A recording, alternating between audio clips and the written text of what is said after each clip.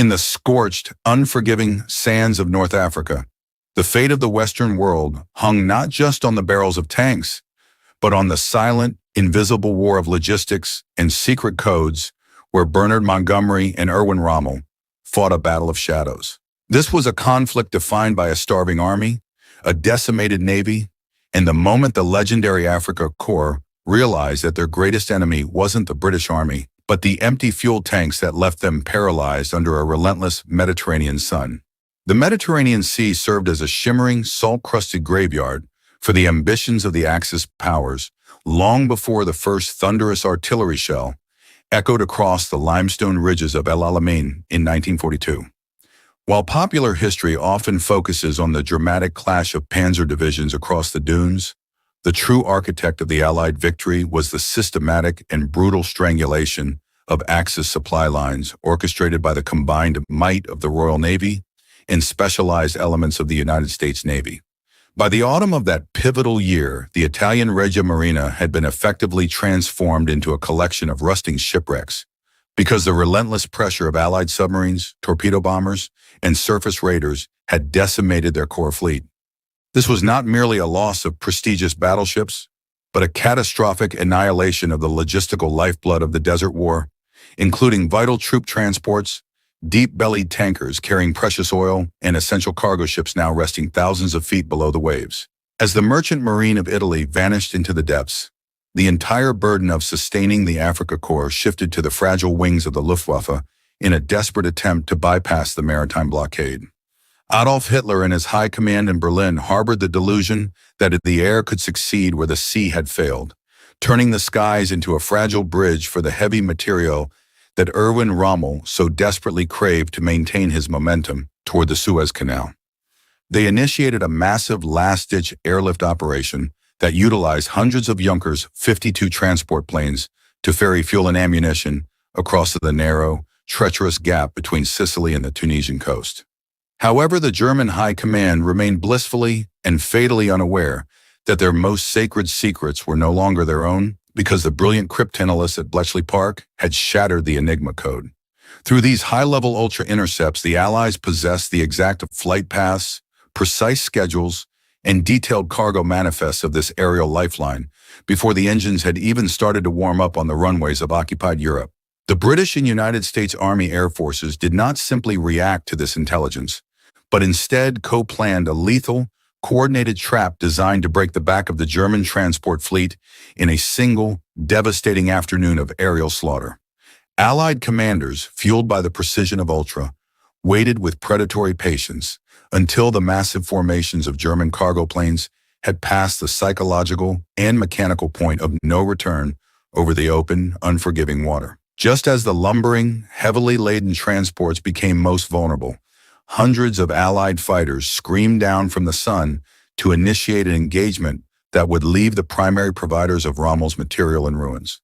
The sky over the Mediterranean became a chaotic canvas of black oily smoke and falling debris as the Luftwaffe's transport capacity was systematically erased from the order of battle.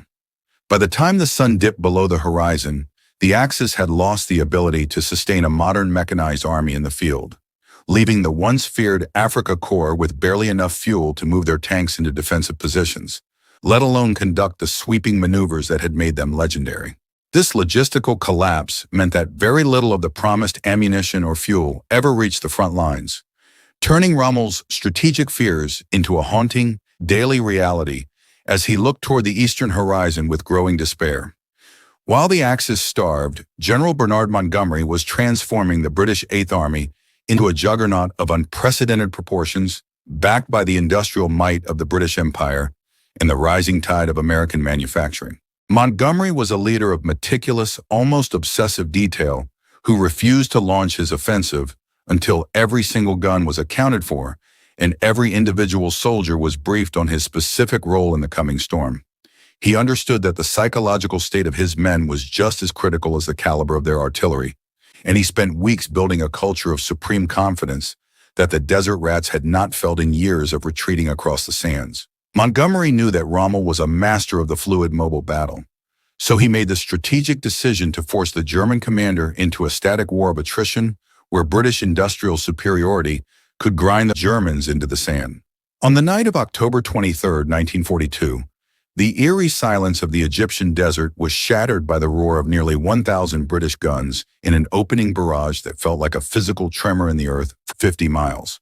This was the start of Operation Lightfoot, a massive offensive designed to punch a path through the Devil's Gardens, which were the incredibly deep and deadly minefields Rommel had laid to protect his thinning lines. The sky turned a violent shade of orange and red as the infantry moved forward behind a creeping barrage, their bayonets fixed and their hearts hardened by the knowledge that this was the decisive moment of the entire North African campaign. Montgomery did not seek a quick or flashy breakthrough, but instead applied a relentless, crushing pressure that forced Rommel to burn his precious, dwindling reserves of fuel just to hold his ground against the onslaught. As the battle raged through the final bloody days of October, the sheer weight of British steel and the endless supply of shells began to overwhelm the thinning lines of the Afrika Korps. Rommel, suffering from a debilitating illness and the crushing weight of his supply failures, watched helplessly as his elite panzer units were reduced to a mere handful of operational vehicles. Every time the Desert Fox attempted a tactical counterattack, he found the British positions reinforced and their artillery ready to rain destruction on his advancing columns before they could even close the distance. The struggle was no longer about the tactical brilliance of commanders, but about the cold, hard mathematics of endurance and the reality that an army without fuel is nothing more than a collection of stationary targets. By November 4th, the German defense had reached its absolute breaking point because the lack of fuel rendered their maneuverability non-existent, making them sitting ducks for the Royal Air Force's ground attack fighters. Faced with the total collapse of his northern flank and the imminent destruction of his entire force, Rommel made the agonizing and controversial decision to withdraw to the west on November 5, 1942. This was a retreat born of necessity and deep despair, as the once proud Thalweg of the Axis advance turned into a desperate, frantic race for survival along the coastal roads of Libya toward the safety of Tunisia. However, even as Rommel fled the wrath of Montgomery's Eighth Army, a new and even more terrifying threat was manifesting far to his rear on the shores of Morocco and Algeria. The strategic landscape of the global war was about to shift violently as the United States prepared to enter the North African theater in force, signaling the end of the beginning for the Axis. On November 8, 1942, the massive Allied fleet of Operation Torch arrived off the coast of French North Africa, marking the first major amphibious assault by American forces in the European theater of operations. This invasion fundamentally changed the geometry of the war for the Axis, because it forced Rommel to increase the speed of his retreat to avoid being caught in a giant continental pincer movement. The Afrika Korps was now effectively trapped between Montgomery's advancing army from the east and the fresh, albeit inexperienced, American units landing in the west. Rommel had to perform a miracle of military navigation, attempting to slow the American advance while simultaneously staying ahead of British forces that were relentlessly pursuing his rearguards through the desert. The American soldiers who landed during Operation Torch were brimming with confidence and the bravado of a nation newly awakened to war, but they lacked the hardened combat experience that the brutal desert war demanded. They moved inland with the belief that their superior equipment and overwhelming numbers would quickly overwhelm the scattered and demoralized Axis defenders. However, they were about to encounter a German army that, while bloodied and undersupplied, remained one of the most professional and lethal fighting forces in human history.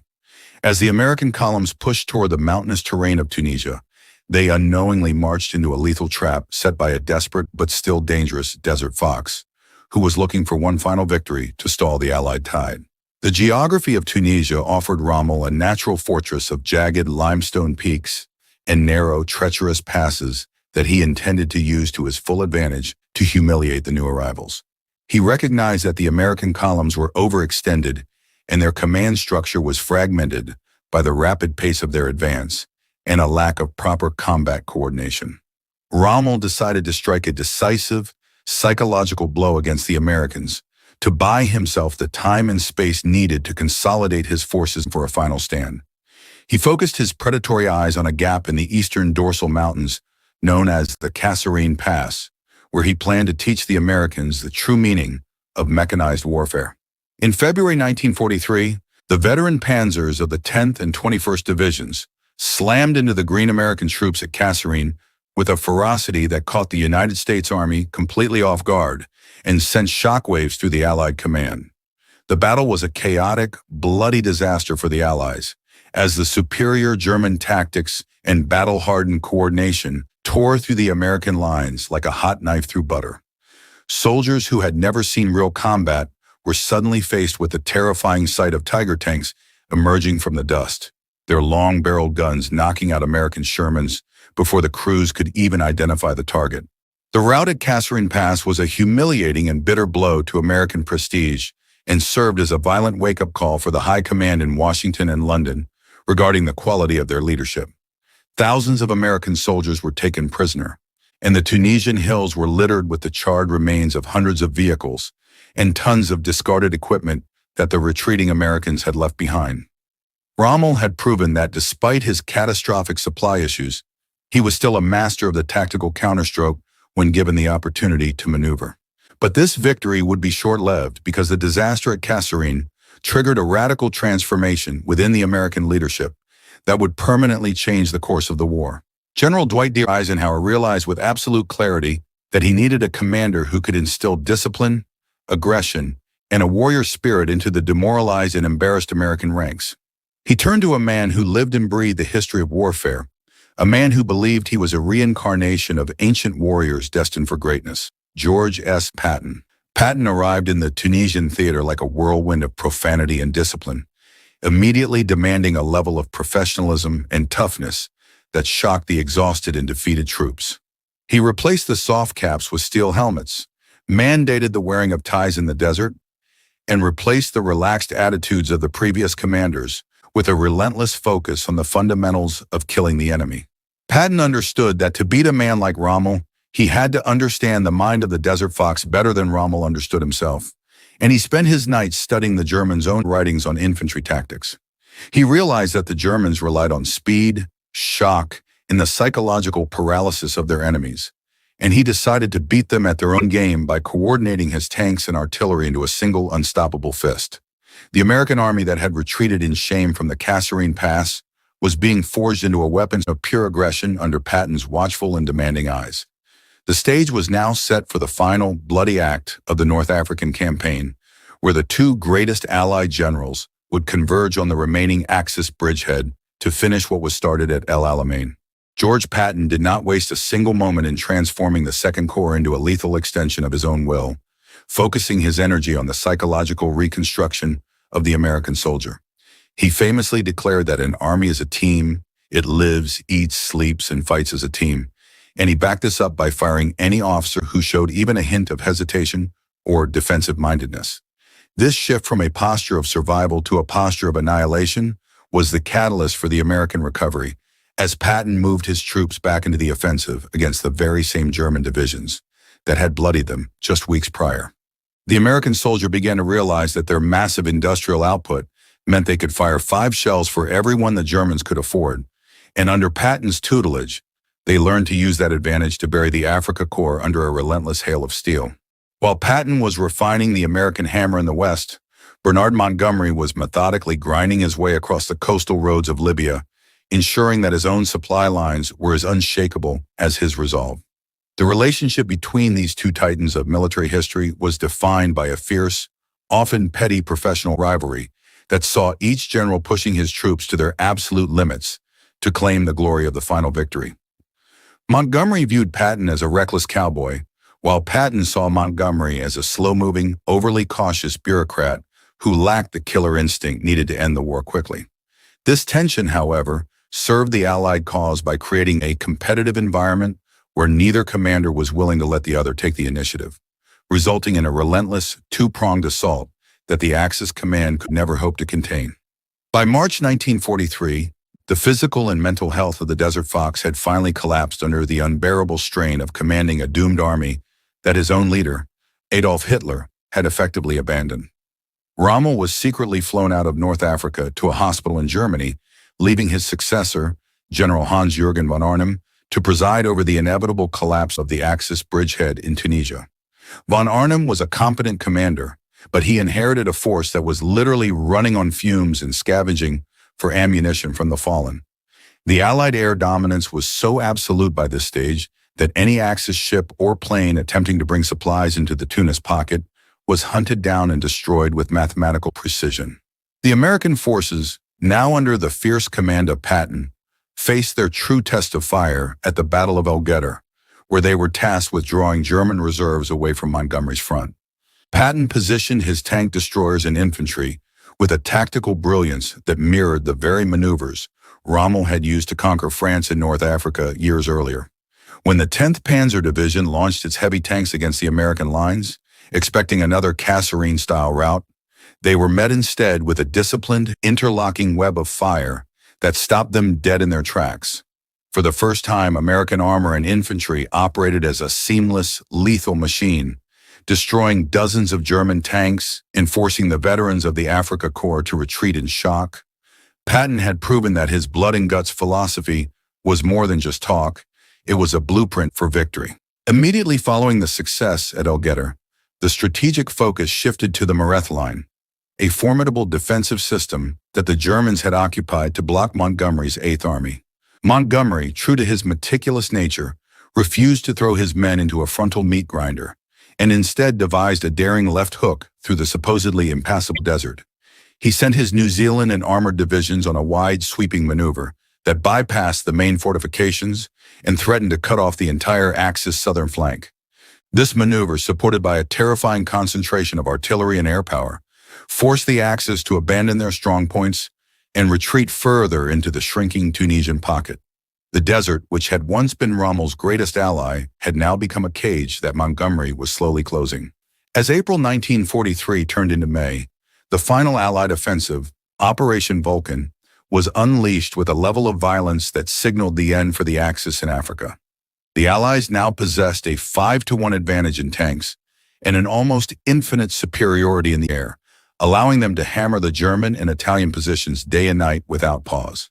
The infantry of the United States 1st and 9th Divisions began a brutal mountain-by-mountain slog to seize the heights overlooking Tunis, engaging in some of the most intense close-quarters combat of the entire war.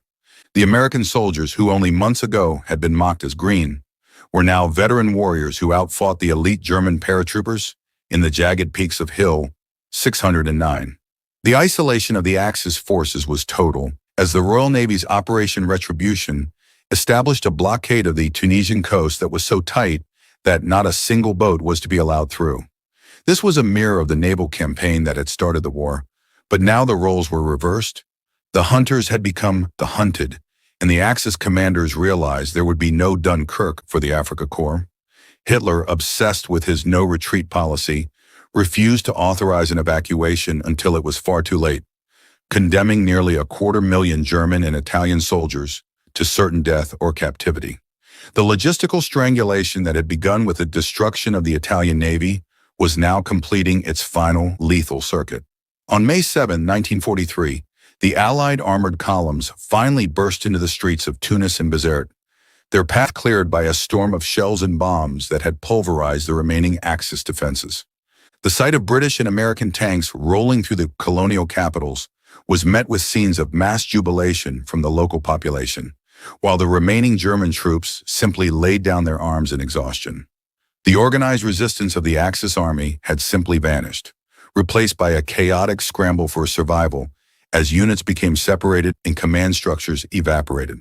For the German soldier, the dream of a Mediterranean empire had ended in a dusty Tunisian street, surrounded by an enemy they could no longer outrun or outfight. The scale of the Axis collapse was staggering, with over 250,000 soldiers surrendering to the Allies in the final week of the campaign, a number that surpassed the losses at the Battle of Stalingrad. This was not just a tactical defeat, but a psychological catastrophe for the Third Reich that removed an entire generation of veteran officers and men from the chessboard of Europe. The Mediterranean was now an Allied lake, providing the springboard needed for the upcoming invasions of Sicily and Italy that would eventually knock one of the Axis powers out of the war entirely. The victory in Africa was the proof that the combined industrial might of the United States and the strategic resilience of the British Empire were an unstoppable force. Montgomery and Patton, despite their personal animosity, had achieved a synergy that neither could have managed alone.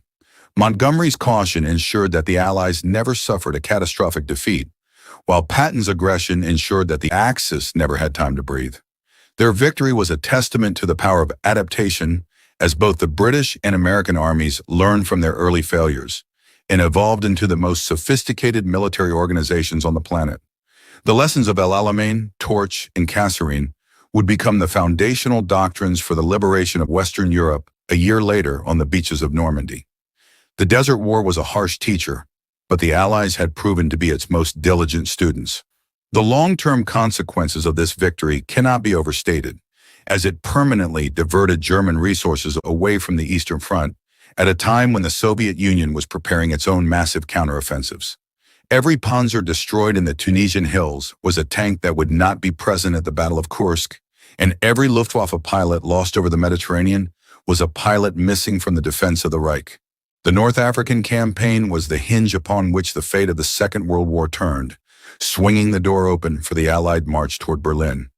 The Desert Fox was gone, his legend tarnished by the cold reality of industrial warfare and the brilliance of the ultra-intelligence that had seen through his every move. The rivalry between Patton and Montgomery would flare up again in Sicily and Northwest Europe, but it was in the dust of Tunisia that they first realized they were the twin engines of the Allied war machine. Patton's flamboyant, ivory-handled, revolver-wearing persona became the face of American power, while Montgomery's desert rat image became the symbol of British endurance. Together, they represented the two pillars of the coalition, one providing the raw, aggressive energy, the other providing the disciplined, strategic framework. The world would never be the same after their meeting in the desert, as the balance of global power shifted irrevocably from the old empires of Europe to the rising superpowers of the West. As the last German ships were sunk and the last Axis planes were shot out of the sky, the silence that fell over North Africa was the silence of a grave for the Nazi ambitions in the East. The Palm Sunday massacre and the subsequent battles had proven that no amount of tactical genius could overcome a total failure of logistics and the loss of the sea and the air.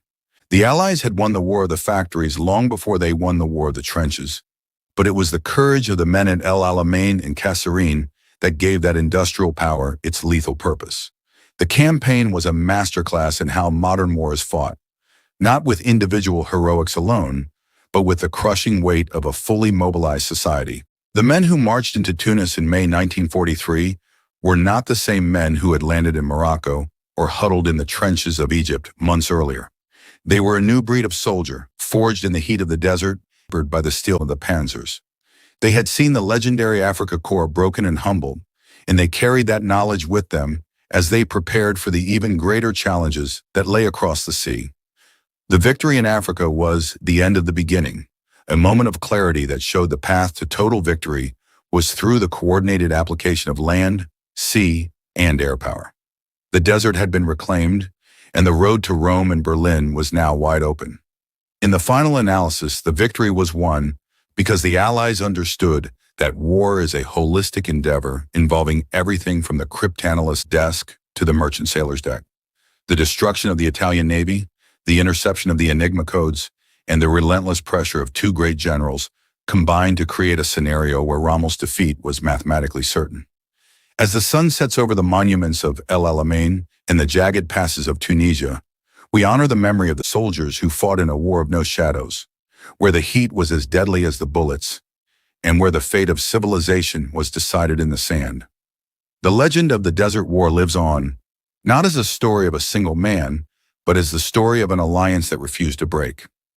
History often debates who was the superior commander, the methodical Montgomery or the aggressive Patton. Based on their performance in North Africa, which general do you believe was more vital to the Allied success? Share your thoughts and join the debate in the comments below, and don't forget to subscribe and hit the notification bell.